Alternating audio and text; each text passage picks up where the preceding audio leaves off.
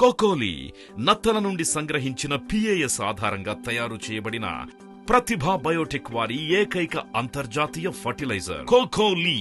ఇది నేల యొక్క pH ని స్థిరీకరించి కార్బన్ శాతాన్ని పెంచడమే కాకుండా మొక్కలకు కావలసిన నత్రజని, భాస్వరం, పొటాషియం మరియు అన్ని రకాల మైక్రో న్యూట్రియంట్స్ కలిగిన శక్తివంతమైన ఫర్టిలైజర్ కోకోలి. ప్రతిభా బయోటెక్, ರೈತುಲ ಪಾಲಿಟ ಆತ್ಮಬಂಧು. ಸಮಗ್ರ ಕೃಷಿ ವಾರ್ತಾ ಇಲಾಖೆ ಅನ್ನಪೂರ್ಣ ಅಗ್ರಿಸ್ಪೇಸ್ಗೆ ಸ್ವಾಗತ ಸುಸ್ವಾಗತ. ಈ ಬಾರಿ ವಿಡಿಯೋ ಮಾಡಲು ಹೆಚ್ಚು ಸಮಯ ತೆಗೆದುಕೊಂಡಿತು. ಇದರ ಕಾರಣವನ್ನು ನಾನು ಈಗಾಗಲೇ ಹೇಳಿದ್ದೇನೆ. RM ಕಿಸಾನ್ ಸೆಂಟರ್ ಎಂಬ ಹೆಸರಿನಲ್ಲಿ ಕೃಷಿ ಮತ್ತು R&D ಕೇಂದ್ರವನ್ನು ರಚಿಸಲಾಗಿದೆ. ಅರ್ಥಾತ್ ನಮ್ಮ ರೈತರಿಗಾಗಿ R&D ಕೇಂದ್ರವನ್ನು ನಿರ್ಮಿಸಲಾಗುತ್ತಿದೆ.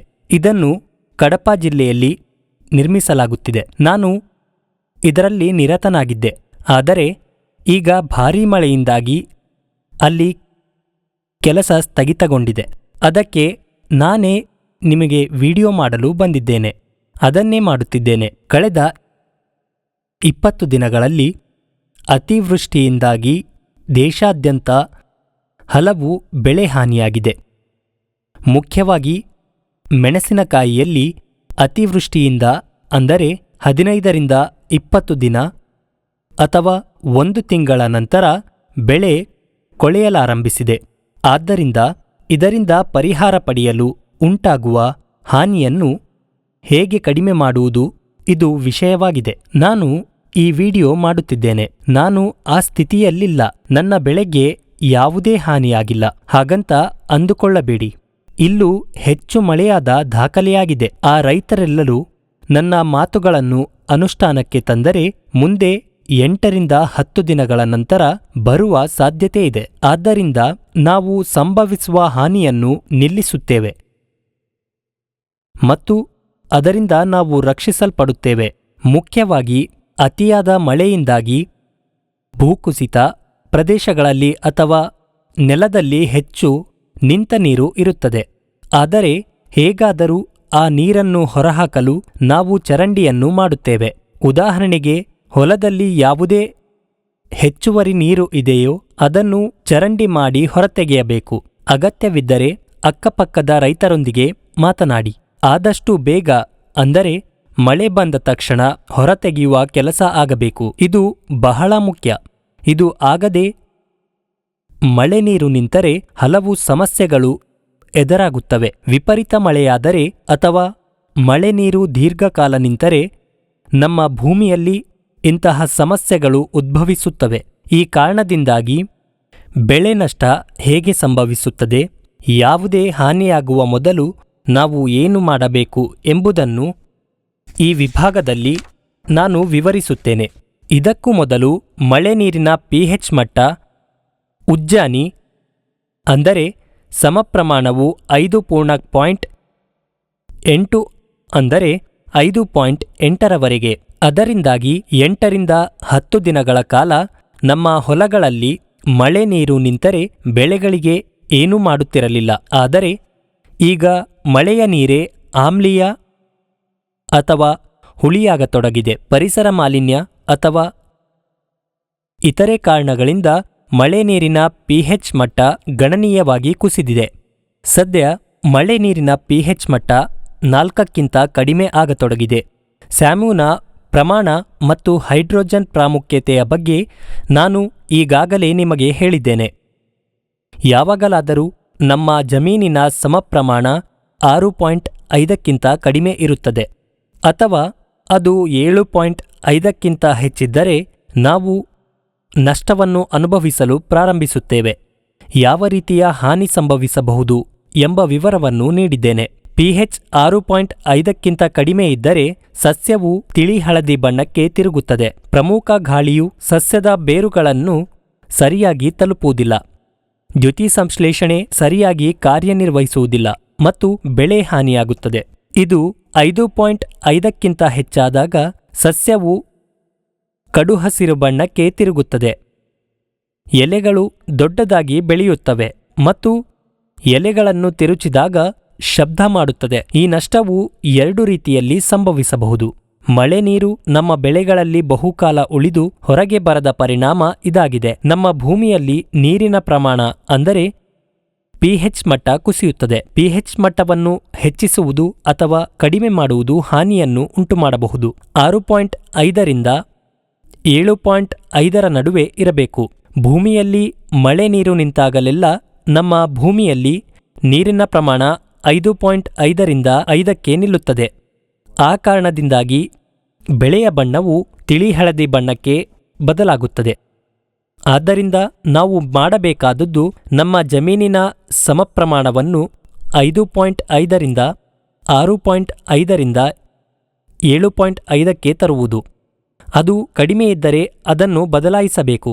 ಸಮಪ್ರಮಾಣವನ್ನು ಹೆಚ್ಚಿಸಲು ಒಂದೇ ಒಂದು ಮಾರ್ಗವಿದೆ. ಅದು ನಿಮಗೆ ತಿಳಿದಿದೆ. ಅಂತಾರಾಷ್ಟ್ರೀಯವಾಗಿ ಒಂದು ಉತ್ಪನ್ನ ಲಭ್ಯವಿದೆ ಮತ್ತು ಅದು ಕೊಕೋಲಿ.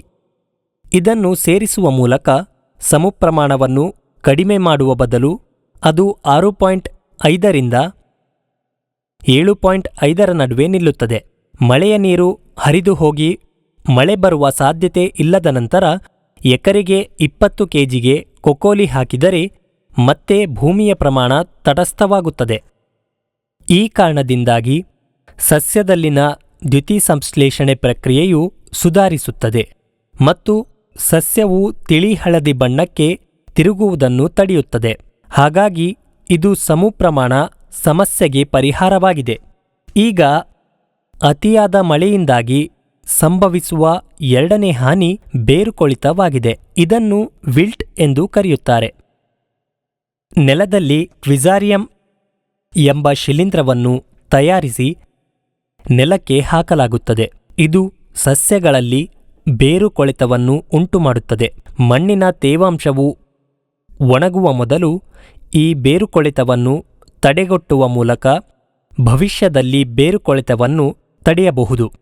ಬೇರುಕೊಳೆತ ಮತ್ತು ಸಸ್ಯಗಳು ಸಾಯಲು ಪ್ರಾರಂಭಿಸಿದ ನಂತರವೇ ಹೆಚ್ಚಿನ ರೈತರು ಪರಿಹಾರದ ಬಗ್ಗೆ ಯೋಚಿಸುತ್ತಾರೆ. ನಾನು ಈಗಾಗಲೇ ಹೇಳಿದ್ದೇನೆ. ನೀವು 22ನೆಯ ಸಂಚಿಕೆಯನ್ನು ಮತ್ತೊಮ್ಮೆ ನೋಡಿ. ಬೆಳೆಯನ್ನು ಬಿತ್ತುವ ಮುನ್ನವೂ ಭೂಮಿಯನ್ನು ಶುದ್ಧೀಕರಿಸುವುದು ಅವಶ್ಯಕ.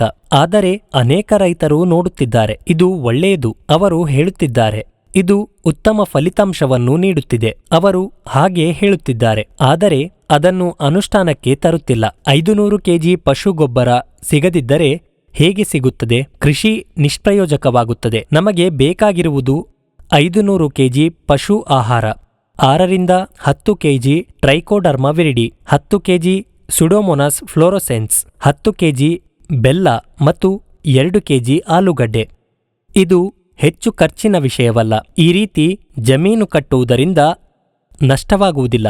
ನಷ್ಟದ ನಂತರ ವಿಷಾದಿಸುವುದಕ್ಕಿಂತ ಪ್ರತಿ ವರ್ಷ ಈ ಮಿಶ್ರಣವನ್ನು ನೀಡುವುದು ಉತ್ತಮ. ಪ್ರತಿ ವರ್ಷ ಈ ರೀತಿ ಮಾಡುವುದರಿಂದ ಕೀಟನಾಶಕಗಳ ಬೆಳೆ ಉಳಿಯುತ್ತದೆ. ನಿಮ್ಮ ಭೂಮಿ ಉತ್ತಮವಾಗಿರುತ್ತದೆ. ಯಾವುದೇ ರೀತಿಯ ಹಾನಿಯಾಗುವುದಿಲ್ಲ. ಏನಾದರೂ ಆಮೇಲೆ ನೋಡೋಣ ಎಂದುಕೊಂಡು ಪ್ರತಿ ವರ್ಷವೂ ನಷ್ಟ ಅನುಭವಿಸುತ್ತಿದ್ದೀರಿ. ಆದ್ದರಿಂದ ಪ್ರತಿಯೊಬ್ಬ ರೈತರು ಬಿತ್ತನೆ ಮಾಡುವ ಮೊದಲು ಭೂಮಿಯನ್ನು ಶುದ್ಧೀಕರಿಸಬೇಕು. ಅದಕ್ಕಾಗಿ 22ನೇ ಸಂಚಿಕೆಯಲ್ಲಿ ನಾನೇ ಮಿಶ್ರಣ ಮಾಡುವುದನ್ನು ತೋರಿಸಿದ್ದೇನೆ. ಅದನ್ನು ಮಾಡಿ ಮತ್ತು ಅದನ್ನು ಬಳಸಿ. ಆದರೆ ಬಹುತೇಕ ರೈತರು ಇದನ್ನು ಮಾಡುತ್ತಿಲ್ಲ. ಆದ್ದರಿಂದಲೇ ಈ ನಿರ್ಜೀವ ಮನೆಯಿಂದ ನಷ್ಟ ಅನುಭವಿಸುತ್ತಿದ್ದಾರೆ. ವಿಲ್ಟ್ ಹಾನಿ ಉಂಟು ಮಾಡುತ್ತದೆ. ಆದ್ದರಿಂದ ವಿಲ್ಟ್ ಸಂಭವಿಸುವ ಮೊದಲು ಮಳೆ ನೀರಿನ ನಂತರ ಸ್ವಲ್ಪ ತೇವಾಂಶವಿರುವಾಗ, ಅಂದರೆ ನೆಲವು ಸಂಪೂರ್ಣವಾಗಿ ಒಣಗುವ ಮೊದಲು ಬೇರುಗಳ ಬಳಿ ಎಷ್ಟು ಹಾನಿಯಾಗಿದೆ ಅದನ್ನು ನಿಲ್ಲಿಸುವ ಮೂಲಕ ನಾವು ರೋಗವನ್ನು ತಡೆಗಟ್ಟಬಹುದು. ಭವಿಷ್ಯದಲ್ಲಿ ಸಂಭವಿಸುತ್ತದೆ, ಆದರೆ ಇದನ್ನು ಸ್ವಲ್ಪ ಬೇಗ ಮಾಡಬೇಕು. ಅದಕ್ಕಾಗಿ ನಾವು ಇದನ್ನು ಮಾಡಬೇಕು. Trichoderma viride 4-5 kilo, pseudomonas fluorescens 4-5 kilo, ಬೆಲ್ಲ 5ರಿಂದ 10 ಕಿಲೋಗಳ ನಡುವೆ ಎಷ್ಟು ಬೇಕೋ ಅಷ್ಟು ತೆಗೆದುಕೊಳ್ಳಬಹುದು. ಬೆಲೆ ಬಾಳುವ ಬೆಲ್ಲವನ್ನು ಖರೀದಿಸುವ ಅಗತ್ಯವಿಲ್ಲ. ನಾವು ಮನೆಯಲ್ಲಿ ದಿನನಿತ್ಯ ಬಳಸುವ ಬೆಲ್ಲವನ್ನು ಖರೀದಿಸುವ ಬದಲು ನಾವು ಲಭ್ಯವಿರುವ ಯಾವುದನ್ನಾದರೂ ಬಳಸಬಹುದು. ಬೆಲ್ಲವನ್ನು ಚೆನ್ನಾಗಿ ಮೃದುಗೊಳಿಸಿದ ನಂತರ 50 ಲೀಟರ್ ಡ್ರಮ್ ತೆಗೆದುಕೊಂಡು ಬೆಲ್ಲವನ್ನು ಕರಗಿಸಿ. ಅದರ ನಂತರ ಈ ದ್ರಾವಣಕ್ಕೆ ಟ್ರೈಕೋಡರ್ಮ ವಿರಿಡಿ ಮತ್ತು ಸ್ಯೂಡೋಮೋನಾಸ್ ಅನ್ನು ಸೇರಿಸಿ ಚೆನ್ನಾಗಿ ಮಿಶ್ರಣ ಮಾಡಬೇಕು. ಇದರಿಂದ ಈ 3 ವಸ್ತುಗಳು ಚೆನ್ನಾಗಿ ಮಿಶ್ರಣವಾಗುತ್ತವೆ. ಅದರ ನಂತರ ಮಿಶ್ರಣವನ್ನು ಬಾಹ್ಯ ಪರಿಸರದಿಂದ ಪ್ರತ್ಯೇಕವಾಗಿ ಇರಿಸಲು ಬಟ್ಟೆಯಿಂದ ಮುಚ್ಚಬೇಕು. ಮುಚ್ಚಿದ ನಂತರ ಅದನ್ನು 2 ದಿನಗಳವರೆಗೆ ಬಿಡಬೇಕು. ನಿಮಗೆ ಅವಕಾಶ ಸಿಕ್ಕರೆ ಮಿಶ್ರಣವನ್ನು ಕೋಲಿನಿಂದ ಚೆನ್ನಾಗಿ ಬೆರೆಸಿ ಮತ್ತು ಅದನ್ನು ಮತ್ತೆ ಮುಚ್ಚಿ. 48 ಗಂಟೆಗಳ ನಂತರ ನಾವು ತಯಾರಿಸಿದ ಈ 50 ಲೀಟರ್ ಮಿಶ್ರಣವು ಟ್ರೈಕೋಡರ್ಮ ಮತ್ತು ಸ್ಯೂಡೋಮೋನಾಸ್ ಅನ್ನು ಒಳಗೊಂಡಿದೆ. ಇದರಲ್ಲಿ 250 ಲೀಟರ್ ನೀರು ಬೆರೆಸಿದ ನಂತರ 300 ಲೀಟರ್ ಮಿಶ್ರಣವನ್ನು ಗಿಡಗಳ ಬೇರಿನ ಬಳಿ, ಅಂದರೆ ಪ್ರತಿ ಗಿಡದ ಬೇರಿನ ಬಳಿ ಸುರಿಯಬೇಕು. ಹಾನಿ ಸಂಭವಿಸುವ ಮೊದಲು ಅದನ್ನು ಅನ್ವಯಿಸುವುದರಿಂದ ಬೇರು ಕೊಳಿತದಂತಹ ಶಿಲೀಂಧ್ರಗಳಿಂದ ನಾವು ನಮ್ಮ ಹೊಲಗಳನ್ನು ಉಳಿಸಬಹುದು. ಏಕೆಂದರೆ ಮೆಣಸಿನ ಗಿಡಗಳಿರಲಿ, ಟೊಮ್ಯಾಟೊ ಗಿಡಗಳಿರಲಿ, ಯಾವುದೇ ರೀತಿಯ ಗಿಡಗಳಿರಲಿ ಅವು ಸಾಕಷ್ಟು ದುಬಾರಿ. ನಾವು ನಷ್ಟವನ್ನು ತಪ್ಪಿಸಬೇಕು ಮತ್ತು ಸಮಯವನ್ನು ವ್ಯರ್ಥ ಮಾಡಬಾರದು. ನಮ್ಮ ಹೂಡಿಕೆ ಹಾನಿಯಾಗದಂತೆ ನಾವು ಇದನ್ನೆಲ್ಲ ಮಾಡಬೇಕು. ಸಸ್ಯಗಳು ಸಾಯುತ್ತಿರುವಾಗ ಸಿಂಪಡಿಸುವ ಮೂಲಕ ನೀವು ಅವುಗಳನ್ನು ಉಳಿಸಬಹುದು ಎಂದು ದಯವಿಟ್ಟು ಯೋಚಿಸಬೇಡಿ. ನಂತರ ಸಿಂಪಡಿಸುವುದು ಸಹಾಯ ಮಾಡುವುದಿಲ್ಲ. ಕೆಲವು ರೈತರು ತಾಮ್ರದ ಆಕ್ಸೈಡ್ ಅಥವಾ ಮ್ಯಾಂಕೋಜೆಬ್ ಅನ್ನು ಸಹ ಬಳಸುತ್ತಾರೆ. ಇದು ತಕ್ಷಣದ ಪ್ರಯೋಜನಗಳನ್ನು ನೀಡುತ್ತದೆ. ಸಹಜವಾಗಿ ಅವುಗಳನ್ನು ನೆಲದಲ್ಲಿ ಹಾಕುವ ಮೂಲಕ ಸಸ್ಯಗಳು, ಪ್ರಯೋಜನಕಾರಿಯ ಬ್ಯಾಕ್ಟೀರಿಯಾ ಮತ್ತು ನೆಲದಲ್ಲಿರುವ ಶಿಲೀಂಧ್ರಗಳು ಸಾಯುತ್ತವೆ. ತಕ್ಷಣದ ಪ್ರಯೋಜನಗಳಿವೆ, ಆದರೆ ಸಸ್ಯದ ಸುತ್ತಲೂ ವಾಸಿಸುವ ಪ್ರಯೋಜನಕಾರಿ ಬ್ಯಾಕ್ಟೀರಿಯಾ ಮತ್ತು ಶಿಲೀಂಧ್ರಗಳು ತಾಮ್ರದ ಆಕ್ಸಿಕ್ಲೋರೈಡ್ ಮತ್ತು ಮ್ಯಾಂಕೋ ಪ್ಯಾಕೆಟ್ಗಳಿಂದ ಕೊಲ್ಲಲ್ಪಡುತ್ತದೆ. ಒಂದು ಉತ್ತಮ ಮಾರ್ಗವೆಂದರೆ ಟ್ರೈಕೋಡರ್ಮ ಮತ್ತು ಫ್ಲೋರಸೆನ್ಸ್. ಈ ಮಿಶ್ರಣವನ್ನು ಅಭಿವೃದ್ಧಿಪಡಿಸುವುದು ಮತ್ತು ಅದನ್ನು ಸಸ್ಯದ ಬೇರುಗಳ ಬಳಿ ಸುರಿಯುವುದು ಉತ್ತಮ ಮಾರ್ಗವಾಗಿದೆ. ಇದನ್ನು ಮಾಡಿದ ನಂತರ 1 ವಾರದ ನಂತರ ಸಿಂಪರಣೆ ಮಾಡಬೇಕು. ಈ ಮಿಶ್ರಣದಿಂದ ಸಿಂಪಡಿಸುವಿಕೆಯನ್ನು ಮಾಡಬೇಕು. ಸ್ಯೂಡೋಮೋನಾಸ್ ಬೆಳೆದ ನಂತರವೂ ಸಿಂಪಡಿಸಬಹುದು. ನೀವು 1 ರಿಂದ 2 ಕಿಲೋಗಳಷ್ಟು ಸ್ಯೂಡೋಮೋನಾಸ್ ಅನ್ನು ತೆಗೆದುಕೊಂಡು ಅದನ್ನು 2 ಕಿಲೋ ಬೆಲ್ಲದಲ್ಲಿ 48 ಗಂಟೆಗಳ ಕಾಲ ಅಭಿವೃದ್ಧಿಪಡಿಸಬಹುದು ಮತ್ತು ನಂತರ ಆ ದ್ರಾವಣವನ್ನು ಸಿಂಪಡಿಸಬಹುದು. ಪರ್ಯಾಯವಾಗಿ ತುಳಸಿಗಳು ಎಲ್ಲಾ ಶೈಲಿಗಳಲ್ಲಿ ಲಭ್ಯವಿದೆ. ನೀವು ಅದನ್ನು 1 ರಿಂದ 2 ಕಿಲೋ ತೆಗೆದುಕೊಂಡು ಬೆಲ್ಲದಲ್ಲಿ ಕರಗಿಸಿ ಸಿಂಪಡಿಸಬಹುದು. ಈ ರೀತಿಯಾಗಿ ನೀವು ಈ ಮಿಶ್ರಣವನ್ನು 2 ರಿಂದ 3 ಬಾರಿ ಸಿಂಪಡಿಸಬಹುದು. ಇದು ಕಾಂಡಕೊಳೆತ ಮತ್ತು ಕಾಂಡಕೊಳೆತವನ್ನು ಉಂಟುಮಾಡದೆ ಸಸ್ಯವನ್ನು ಚೆನ್ನಾಗಿ ರಕ್ಷಿಸುತ್ತದೆ. ಅತಿವೃಷ್ಟಿಯಾದಾಗ ಎದುರಾಗುವ ಸಮಸ್ಯೆಗಳ ಬಗ್ಗೆ ಎಚ್ಚರಿಕೆ ವಹಿಸಲು ಈ ಎಲ್ಲಾ ಕೆಲಸಗಳನ್ನು ಮಾಡಬೇಕು. ಕೀಟನಾಶಕಗಳನ್ನು ಖರೀದಿಸಿ ಅವುಗಳನ್ನು ಸಿಂಪಡಿಸುವುದರಿಂದ ಬೇರುಕೊಳೆತ, ಕಾಂಡಕೊಳೆತ ಅಥವಾ ಇತರ ಶಿಲೀಂಧ್ರಗಳು ಬರುವುದಿಲ್ಲ ಎಂದು ನೀವು ಭಾವಿಸಿದರೆ ಈ ರೀತಿ ಯೋಚಿಸುವುದು ತಪ್ಪಾಗುತ್ತದೆ. ಯಾರಾದರೂ ಇದನ್ನು ಹೇಳಿದರೆ ಅವನನ್ನು ನಂಬಬೇಡಿ. ಆದ್ದರಿಂದ ಬೇರುಕೊಳೆತ ಅಥವಾ ವಿಲ್ಟನ್ನು ತಪ್ಪಿಸುವುದು ಮಾತ್ರ ತಡೆಗಟ್ಟುವ ಕ್ರಮವಾಗಿದೆ. ಕೊಕೋಲಿಯನ್ನು ಸೇರಿಸುವ ಮೂಲಕ ಮಣ್ಣಿನ pH ಅನ್ನು ತಟಸ್ಥಗೊಳಿಸುವುದು ಮೊದಲ ಪರಿಹಾರವಾಗಿದೆ. ನಂತರ ಬೇರುಗಳ ಬಳಿ ಟ್ರೈಕೋಡರ್ಮ ವಿರಿಡಿ ಮತ್ತು ಸ್ಯೂಡೋಮೋನಾಸ್ ಅನ್ನು ಸೇರಿಸಿ. 1 ವಾರದ ನಂತರ 1 ಅಥವಾ 2 ಕಿಲೋಗಳಷ್ಟು ಸ್ಯೂಡೋಮೋನಾಸ್ ಅಥವಾ ಬ್ಯಾಚುಲರ್ ಸಬ್ಸ್ಟಿಲಿಸ್ ಅನ್ನು ತೆಗೆದುಕೊಂಡು ಅದನ್ನು 2 ಕಿಲೋ ಬೆಲ್ಲದಲ್ಲಿ 48 ಗಂಟೆಗಳ ಕಾಲ ನೆನೆಸಿ ಸಿಂಪಡಿಸಿ. ಸಸ್ಯವು ಚೆನ್ನಾಗಿ ಮುಳುಗಿರಬೇಕು. ಹೀಗೆ ಮಾಡುವುದರಿಂದ ಅತಿವೃಷ್ಟಿಯಿಂದ ಆಗುವ ಹಾನಿಯನ್ನು ಉಳಿಸಬಹುದು. ಕೊಕೋಲಿಯ 25 ಕೆಜಿ ಮ್ಯಾಗ್ನೀಷಿಯಂ ಸಲ್ಫೇಟ್ ಅನ್ನು ಸೇರಿಸುವುದರೊಂದಿಗೆ ಇದು ಸಂಭವಿಸದೆ, ಅಂದರೆ 20 ಕೆಜಿ ಕೊಕೋಲಿ ಮತ್ತು 25 ಕೆಜಿ ಮ್ಯಾಗ್ನೀಷಿಯಂ ಸಲ್ಫೇಟ್ ಮಿಶ್ರಣವನ್ನು ನೆಲಕ್ಕೆ ಅನ್ವಯಿಸುವುದರಿಂದ pH ಮಟ್ಟವು ಸ್ಥಿರಗೊಳ್ಳುತ್ತದೆ ಮತ್ತು ಸಸ್ಯಗಳು ತಿಳಿ ಹಳದಿ ಬಣ್ಣಕ್ಕೆ ತಿರುಗುವುದಿಲ್ಲ. ಮಣ್ಣಿನಲ್ಲಿ ಅನೇಕ ರೀತಿಯ ಪ್ರಯೋಜನಕಾರಿ ಸೂಕ್ಷ್ಮ ಜೀವಿಗಳು ಬೆಳೆಯಲು ಲಭ್ಯವಿರುತ್ತವೆ. ಸೂಕ್ಷ್ಮ ಜೀವಿಗಳ ಬೆಳವಣಿಗೆಗೆ ಕೊಕೋಲಿ ಸಹಾಯ ಮಾಡುತ್ತದೆ ಮತ್ತು ನಮ್ಮ ಭೂಮಿಯ pH ಮಟ್ಟ ಸ್ಥಿರವಾಗುತ್ತದೆ. ಕೊಕೋಲಿ ಸುರಿದ ನಂತರ ಮತ್ತೆ ಮಳೆ ಸುರಿದ ನೀರು ಉಳಿದರೆ ಕೊಕೋಲಿಯ ಪರಿಣಾಮ ಕಡಿಮೆಯಾಗುತ್ತದೆ. ಆದ್ದರಿಂದ ಮಳೆ ಸಂಪೂರ್ಣವಾಗಿ ನಿಂತ ನಂತರ ಅಥವಾ 1 ವಾರದವರೆಗೆ ಮಳೆ ಬರುವುದಿಲ್ಲ ಎಂದು ಖಚಿತವಾದಾಗ ಕೊಕೋಲಿ ಬಳಸಿ. ನಂತರ ಈ 3 ರೀತಿಯ ಕ್ರಮಗಳನ್ನು ತೆಗೆದುಕೊಂಡ ನಂತರ ಅತಿಯಾದ ಮಳೆಯ ಸಂದರ್ಭದಲ್ಲಿ ಮೆಣಸಿನಕಾಯಿ, ಟೊಮೆಟೊ ಮತ್ತು ಇತರ ತರಕಾರಿಗಳು ಅಥವಾ ಯಾವುದೇ ಇತರ ಬೆಳೆ, ಹಾಗೆ ಹತ್ತಿ, ಹಣ್ಣಿನಂಥ ಹಂತದಲ್ಲಿರುವ ಹತ್ತಿ ಬೆಳೆಯನ್ನು ಕೊಳೆತದಿಂದ ರಕ್ಷಿಸಲು ಈ ತುಳಸಿಗಳನ್ನು ಅಭಿವೃದ್ಧಿಪಡಿಸಿ ಮತ್ತು ಅವುಗಳನ್ನು ಸಿಂಪಡಿಸಿ.